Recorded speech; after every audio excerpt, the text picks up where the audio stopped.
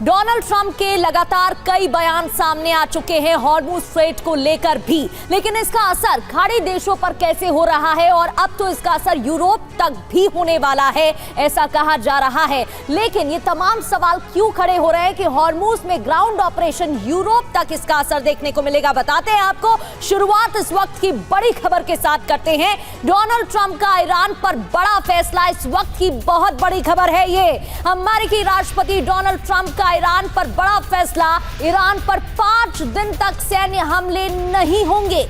ऊर्जा इंफ्रास्ट्रक्चर पर 5 दिन हमला नहीं, पावर प्लांट पर भी हमले का प्लान 5 दिन टाला है। आपको याद होगा, इससे पहले अमेरिकी राष्ट्रपति डोनाल्ड ट्रंप की तरफ से 48 घंटे का अल्टीमेटम दिया गया था, लेकिन अब ये समय सीमा बढ़ा दी गई है। पावर प्लांट पर भी हमले का प्लान 5 दिन तक टाला गया है। युद्ध विराम को हमले टालने का आदेश दिया गया है, तो युद्ध विभाग को यह आदेश दिया गया है। पिछले 2 दिनों से ईरान के साथ अच्छी बातचीत चल रही है। ये वही डोनाल्ड ट्रंप है जिनकी तरफ से बयान सामने आए थे कि ईरान से बातचीत संभव ही नहीं है। अब वो कह रहे हैं कि पिछले 2 दिनों से ईरान के साथ अच्छी बातचीत हो रही है, दुश्मनी खत्म करने को लेकर सार्थक बातचीत।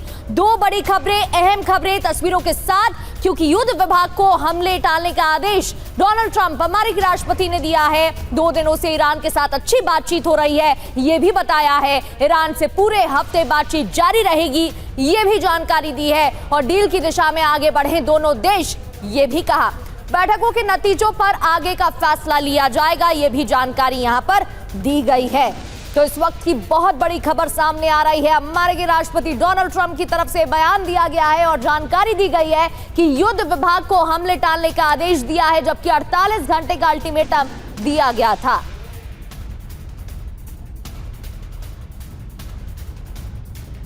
तो दुश्मनी खत्म करने पर सार्थक बातचीत, ईरान से पूरे हफ्ते बातचीत जारी रहेगी। इससे पहले अमेरिकी राष्ट्रपति डोनाल्ड ट्रंप की तरफ से कई बयान सामने आ चुके हैं, जहां उनकी तरफ से कहा गया था कि ईरान की नेवी, एयरफोर्स पूरी तरह से तबाह कर दी गई है। ईरान की तरफ से कमजोर हमले किए जा रहे हैं और भारी नुकसान ईरान को हो रहा है।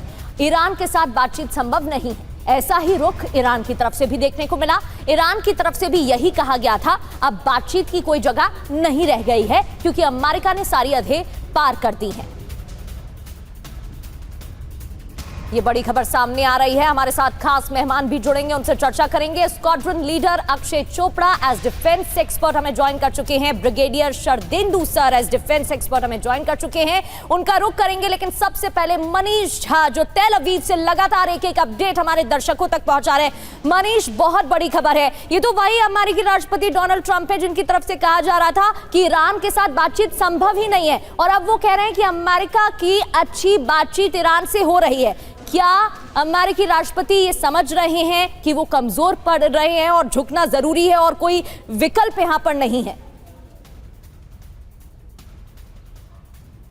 देखिए, वैसे तो हिंदी में इसके लिए बहुत अच्छी एक कहावत है कि अब आया ऊंट पहाड़ के नीचे। कहाँ तो कह रहे थे कि पीस थ्रू स्ट्रेंथ, अपनी ताकत से वो शांति स्थापित करने वाले थे, लेकिन अब जाकर पता चला कि अंदर खाने पर्दे के पीछे 2 दिन से चुपचाप बातचीत कर रहे थे।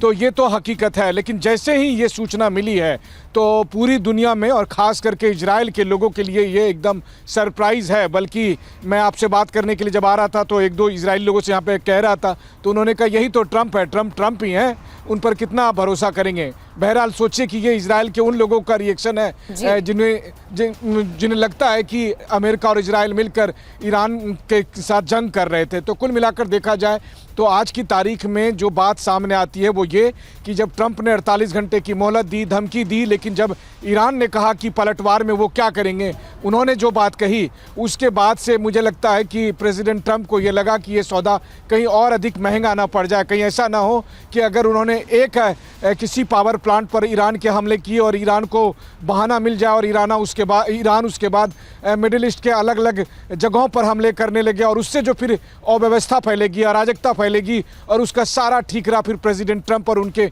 एडमिनिस्ट्रेशन पर आएगा। तो उन्होंने खुद ही पहले सब कुछ खत्म करने का ऐलान किया था और अब खुद ही बातचीत की बात कर रहे हैं। तो बिल्कुल आपने सही कहा कि पहले तो कह रहे थे कि हम बातचीत नहीं करेंगे, और अब उन्होंने ये सरप्राइज सबको दिया है कि वो पर्दे के पीछे बातचीत कर रहे थे। तो अब सबसे सबसे बड़ी बात यही सामने आती है इस वक्त कि अब अमेरिका की तरफ से ईरान के उस पावर प्लांट पर अटैक नहीं होगा। अब लेकिन क्या इसका मतलब है कि हॉर्मुज स्ट्रीट पर अमेरिका ने ये मान लिया कि ईरान की जो का प्रभुत्व है वो बरकरार रहेगा, ईरान का डोमिनेंस बरकरार रहेगा? और अगर ऐसा है तो आप मान कर चलिए कि ना केवल ये हॉर्मुज स्ट्रेट बल्कि मिडिल ईस्ट में अमेरिका की दादागिरी खत्म होने का वक्त आ गया है। और यहाँ पर ईरान के नाम पर एक नई ताकत सबके सामने आने वाला है। वो इसलिए क्योंकि ईरान एक मुल्क जो बर्बाद हो रहा है, तबाह हो रहा है, लेकिन जिस तरीके से उसने अमेरिका के साथ दो हाथ किए, टकराहट की, और आज की तारीख में ट्रंप जैसे अमेरिका के राष्ट्रपति को ये कहना पड़ रहा है कि हम बातचीत से काम चला रहे हैं, तो उससे साफ तौर पर ये संदेश जाएगा मिडिल ईस्ट के भी तमाम मुल्कों को, उन खाड़ी देशों को जो अब तक अमेरिका के भरोसे थे कि आप ईरान के साथ झगड़ा मोल लेकर नहीं रह सकते हैं। और ये सब कुछ होने के बाद हॉर्मुज स्ट्रीट पर ईरान का प्रभुत्व बरकरार रखना और साथ ही साथ अमेरिका का पीछे हटना, ये बहुत बड़ी बात है। एक लाइन और मैं जोड़ दूं कि अमेरिका के जो सबसे बड़े एयरक्राफ्ट कैरियर थे वो भी वापस चले गए हैं।